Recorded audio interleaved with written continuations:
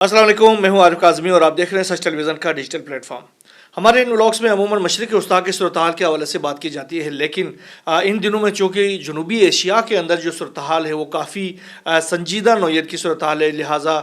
हम जो अपने व्लॉग्स का सिलसिला है वो मशरिक़ी वस्ता ख़ास तौर पर भारत और पाकिस्तान के दरमियान जो स्टैंड ऑफ है उसके हवाले से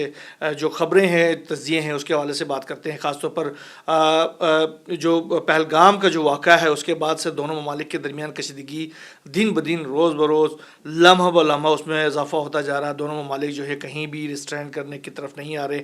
धमकियों का एक सिलसिला है जो कि मुसलसल बढ़ता जा रहा है। ख़ास तौर पर भारत के अंदर जो और जंगी जुनून की एक कैफियत सी वहाँ पर तारी हो गई है। ख़ास तौर पर मोदी सरकार की मौजूदगी में और मोदी सरकार की जो गोरी जो मीडिया है उसकी जो प्रोवोकेशन के नतीजे में वहाँ पर जिस तरह की एक कैफियत बनी हुई है, उसके नतीजे में दोनों ममालिक जो हैं वो बाकायदा एक फुल फ्लेज टोटल वार के दहाने पर पहुँचे हुए हैं।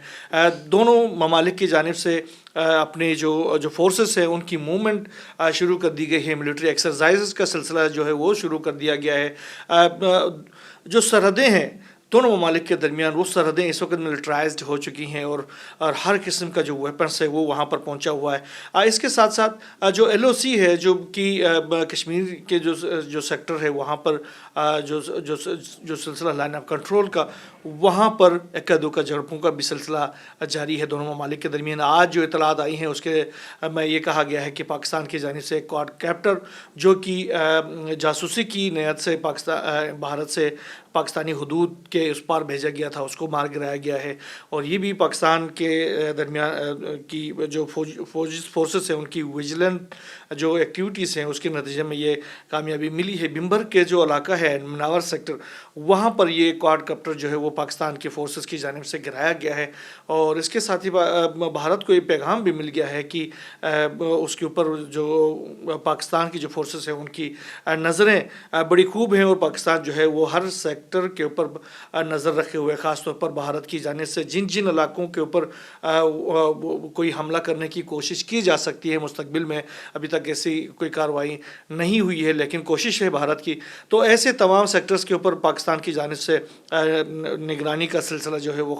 खासा सख्त कर दिया गया है। पाकिस्तान की जो एयरफोर्सेस के जो जवान है वो फ़ज़ाओं में बुलंद है और इसके साथ साथ जो मिसाइल डिफेंस सिस्टम है और उनके तमाम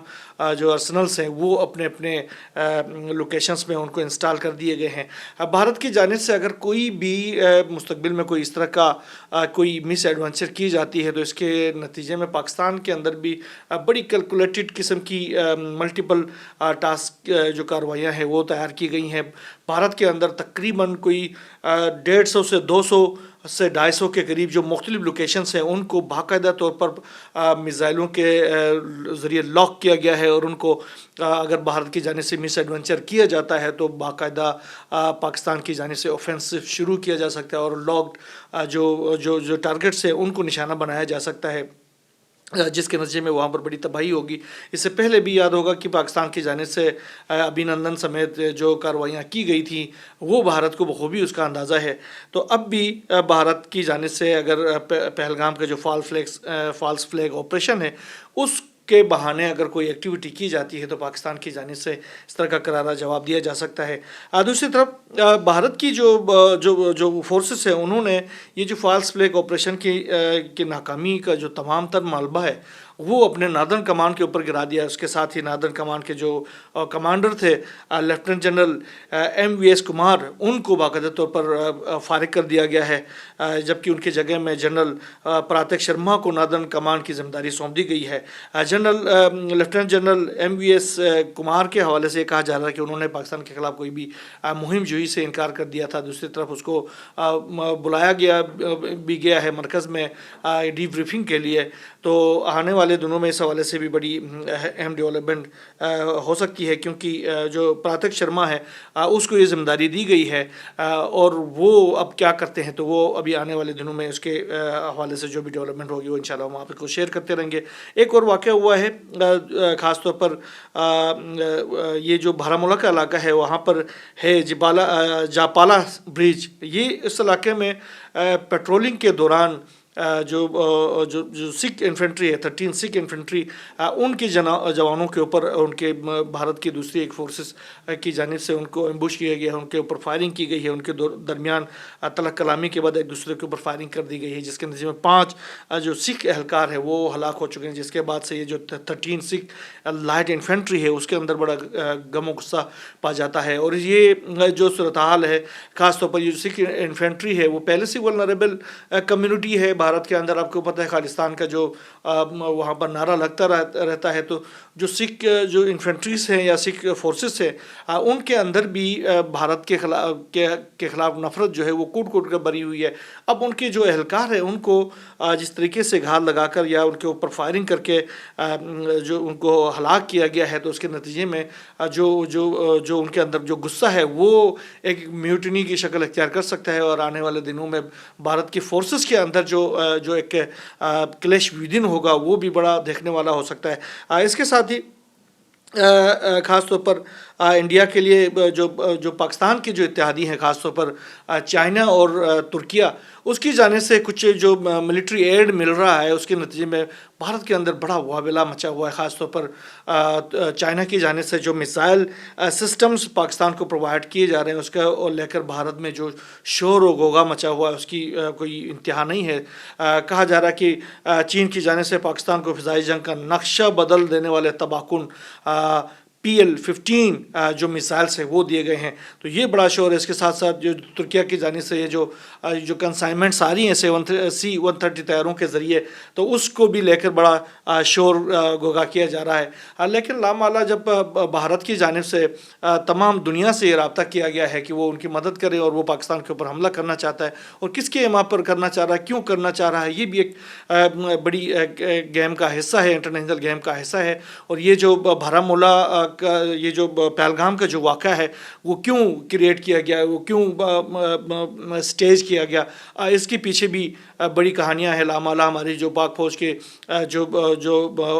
हुकाम है वो इन ये जो पूरी साजिश है उसको बेनकाब करने में लगे हुए, उसके तमाम तर ताने बाने जो है वो भारत के जो मोदी सरकार है और उसके साथ उसके जो इंटरनेशनल जो गेमर्स हैं उनके पीछे लगते हैं। इंडिया जो इजराइल है उसका किरदार इसमें ढका शुबा किसी से नहीं है। जिस तरीके से पाक फ़ौज ने पहले ही कह दिया था कि जो 27 से ज़ायद जो इजरायली फोर्सेस हैं वहाँ पर जो शहरी हैं जिनको श्रीनगर लाया गया है और उनको मुख्तलिफ मिलिट्री इक्विपमेंट से इक्विप किया गया है, तो इसकी क्या वजूहत हैं। तो ये सारा एक स्टेज ड्रामा है जिसको पाकिस्तान की जानिब से बेनकाब भी किया गया है और भारत ने इसी को ही जवाज़ बनाकर सिंताज़ माहदे को मुअत्तल यानी ख़त्म करने की धमकी दी है। अब पाकिस्तान की जानिब से भी अपने जो दोस्तों के ज़रिए और इंटरनेशनल कम्युनिटी के ज़रिए भारत को ये बावर करा दिया गया है कि इसके जो कुछ रेड लाइन्स है, अगर उन रेड लाइन्स को अगर इंडिया की जानिब से वायलेट किया जाता है तो फिर पाकिस्तान जो है वो डिसाइसिव एक्शन करेगा। और लामाला दो न्यूक्लियर रियासतों के दरमियान जब जंग होती है तो वो खाली जो रवायती हथियारों के ऊपर तो नहीं रह सकती। लामाला एक स्टेज वो भी आएगा जब गैर रवायती हथियारों का इस्तेमाल नागुज़ीर हो जाएगा। तो ये फिर न सिर्फ दोनों ममालिक के लिए, न सिर्फ खित्ते के लिए, बल्कि दुनिया के लिए भी एक बड़ा ख़तरनाक एक मैसेज हो जाता है। भारत को इस हवाले से होश के नाखून लेना चाहिए। ख़ास तौर पर इंडियन मकबूजा कश्मीर के अंदर तकरीबन 78 में से कोई 48 सियाती मकामात को अब जो भारतीय फोर्सेस है उन्होंने बाकायदा तौर पर बंद कर दिया गया है। इसकी भी वजूहत यही है कि आप सिक्योरिटी नहीं कर सकते। इंडियन मकबूजा कश्मीर के जो शहरी हैं वो सवाल उठाते हैं, वो ये कहते हैं कि यार आम जो शहरी हैं इंडियन मकबूजा कश्मीर के जो लोग हैं उससे कहीं ज़्यादा तो आपके इंडियन आर्मी वहाँ पर मौजूद है। तो फिर इतनी बड़ी तादाद में आर्मी 8 से 9 लाख जो नफरी है आर्मी की, उनकी मौजूदगी में इतना बड़ा वाक़या कैसे हो गया। अगर पाकिस्तान के आप ऊपर इल्ज़ाम लगा देते तो इतने दूर से ये जो दहशतगर्द थे वो कैसे अंदर घुसे और फिर उन्होंने एक फ़ासला तय करके आकर पहलगाम के अंदर ये वाक़या क्रिएट किया, यह वाक़या स्टेज किया। تو یہ انڈیا جو مقبوضہ کشمیر کے جو لوگ ہیں وہ مسلسل اٹھائے جا رہے ہیں، اور جو بھارت کی جو گودی میڈیا ہے وہ اس کو آوازوں کو دبانے کی کوشش کر رہی ہے۔ خیر، انتونیو گوتریس جو کہ اقوام متحدہ کے جنرل سیکرٹری ہیں، انہوں نے بھی پاکستان اور انڈیا کو مذاکرات کے میز پر آنے کے لیے کی دعوت دی ہے، اور انہوں نے کہا کہ میں خود دونوں ممالک کے درمیان ان دونوں ممالک کو مذاکرات کے میز پر لانے کے لیے تیار ہوں۔ جو انتونیو گوتریس کے جو نائب ہیں ترجمان اقوام متحدہ کے، انہوں نے کہا کہ انتونیو گوتریس پاک بھارت کشیدگی میں کمی کے لیے ہر مثبت اقدام کی حمایت کریں گے۔ اس کے ساتھ انہوں نے کہا کہ انتہائی مشکل معاملات میں بھی معنی خیز اور تعمیری مذاکرات سے پرامن طور پر معاملات کو حل کیے جا سکتے ہیں۔ تو پاکستان اور انڈیا بھی یہ جو اپنے درمیان جو کشیدگی ہے اس کو پرامن مذاکرات کے ذریعے حل کر سکتے ہیں، اور میں کردار بھی ادا کر سکتا ہوں۔ میرے جو کردار کو اگر مانا گیا تو میں ان دونوں ممالک کو ٹیبل پہ لا کے وہاں پر امن قائم کر سکتا ہوں۔ اگر بھارت نے اقوام متحدہ کے سیکرٹری جنرل کی یہ بات مان لی تو آنے والے دنوں میں اس خطے کے اندر جو ہے وہ جنگ کے جو شعلے بھڑکنے سے محفوظ رہ سکتا ہے یہ خطہ، ورنہ اگر مودی سرکار نے کوئی مس ایڈونچر کیا تو پاکستان کی جانب سے 150 سے 200 سے 250 کے قریب جو مختلف لوکیشنز انڈیا کے اندر انڈین کے مختلف جو علاقوں کے اندر جو لاک کیے گئے ہیں ان کو ٹارگٹ کیا جائے گا۔ اور اس کے بعد پھر یا آپ کو پتہ ہے آپ کے پاس تو جس طریقے سے جو انٹرنیشنل انویسٹمنٹ ہے، اگر آپ کے انویسٹر وہاں سے بھاگ گئے تو پھر آپ کے پاس تو کچھ باقی نہیں رہے گا۔ پاکستان کے اندر آپ نے جس طریقے سے دہشت گردی کو سپورٹ کیا ہے وہ تو ساری دنیا کو پتہ ہے، چاہے وہ TTP کے دہشت گرد ہوں، چاہے بلوچستان کے اندر جو نام نہاد آزادی کی تحریکیں ہوں، مودی سرکار نے کھلے عام ان جو عناصر ہے ان کی سرپرستی کی ہے، ان کے ٹریننگ کیمپس ان کے پاس ہیں، اور ان کے تمام لانچنگ پیڈز جو ہے وہ انڈیا کے ہاتھ میں ہیں، ساری دنیا کو پتہ ہے۔ اب اگر یہ جو پہلگام کے واقعے کا بہانہ بنا کر اگر پاکستان کو اگر آپ دھمکیاں دے دیں گے کہ پاکستان دہشت گردی پھیلا رہا ہے تو پھر یہ تو زیادتی ہوگی۔ پاکستان نے اگر کرنا ہوتا تو پاکستان بہت پہلے کر چکا ہوتا۔ آپ نے جس طریقے سے بلوچستان کے اندر ٹرین کا واقعہ ہو گیا، یہ واقعہ کوئی فرشتوں نے کرایا تھا؟ یہ بھی تو انڈین گورنمنٹ نے کرایا تھا، انڈین ایجنسیز نے کروایا تھا۔ اس کے پیچھے انڈیا ایجنسیوں کا ایک بہت بڑا کردار تھا، لیکن پاکستان نے ریسٹرینٹ کا مظاہرہ کیا ہے، برداشت کا مظاہرہ کیا ہے۔ انتا کی طرف رخ کرتے ہیں جہاں پر اسرائیل کی جانب سے فلسطین کے جو عام شہری ہیں ان کے خلاف اپنی کارروائیوں کا سلسلہ بدستور ان کی جاری ہے، اور گزشتہ 24 گھنٹوں کے دوران بھی اسرائیل کی جانب سے غزہ اور رفح سمیت مختلف علاقوں کے اوپر بمباری کی گئی ہے۔ عام شہریوں کے اوپر بمباری کا سلسلہ جاری ہے، ٹینٹوں میں رہنے والے جو غریب ہیں لوگ ہیں ان کے اوپر بمباری کی جاتی ہے، جس کے نتیجے میں مزید 71 فلسطینی ہیں وہ شہید ہو چکے ہیں۔ بچوں اور خواتین کی ایک بہت بڑی تعداد ہوتی ہے جو کہ اس بمباری کا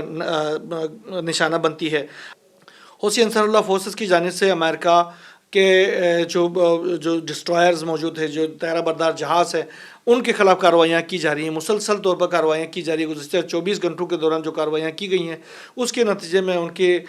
جو USS کارل ونسن کے بارے میں کہا جا رہا ہے کہ وہ اب اپنے جو لوکیشن ہے اس کو چھوڑ کر کافی دور ریڈ سی کے اندر انٹرنیشنل واٹرز میں چلے گئے ہیں، اور وہ یمنی پانیوں سے نکل گئے ہیں، جبکہ ڈسٹرائرز وہاں پر موجود ہیں جن کے اوپر مسلسل حملے کیے جا رہے ہیں ڈرونز کے ذریعے اور میزائلوں کے ذریعے حوثی انصار اللہ فورسز کی جانب سے۔ دوسری طرف اسرائیل کے اوپر سب سے زیادہ وہ حملے کیے جاتے ہیں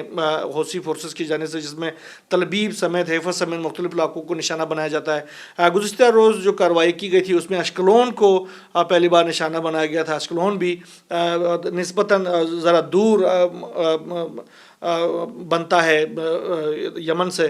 کیونکہ یمن سے جو قریبی جو لوکیشن بنتی ہے وہ تل ابیب کی بنتی ہے، جہاں پر مسلسل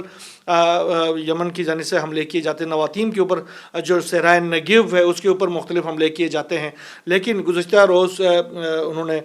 حملہ کیا ہے اشکلون کے اوپر۔ اس سے پہلے جو انہوں نے حملہ کیا تھا وہ حیفا کے اوپر حملے کیے تھے۔ یہ تقریباً غیر روایتی حملے ہیں جس سے یہ اندازہ لگایا جا سکتا ہے کہ حوثی فورسز جو ہیں وہ آہستہ آہستہ جو ہے اسرائیل ڈیپ انسائڈ اسرائیل مختلف لوکیشنز کو اپنے ٹارگٹس بنانا شروع کر دیا ہے، جس کی جو لینتھ ہے وہ مزید آگے بڑھتے جا رہے ہیں۔ اس کے علاوہ شام کی صورتحال کافی خراب ہے. شام کے حوالے سے ہم نے اپنے گزشتہ بلاگ میں بھی کہا تھا کہ وہاں پر جو بشار الاسد کے جو ماموزاد بھائی ہیں انہوں نے 10 لاکھ سے زائد فورسز تیار کیے ہوئے ہیں جو خاص طور پر علاویز کے اوپر مشتمل تھی اور دوسرے جو دیگر جو مائنارٹیز کے اوپر مشتمل تھی. انہوں نے یہ اعلان کیا تھا کہ یہ جو فورسز ہے وہ خاص طور پر سرحدوں کی حفاظت کے لیے ہوگی. انہوں نے اس بات کا تو ڈینائی کیا تھا کہ وہ کوئی انتقام لینے کے لیے ان فورسز کو جمع کیا ہے, بلکہ انہوں نے یہ کہا تھا کہ ہم اپنی سرحدوں کی حفاظت کرنا چاہتے ہیں. خیر اب یہ ہے کہ دمشق کے اندر جھڑپیں شروع ہو گئے ہیں, خاص طور پر دروز جو کمیونٹی ہے ان کی اور احمد الشرع کے جو فورسز ہیں ان کے درمیان بڑے جو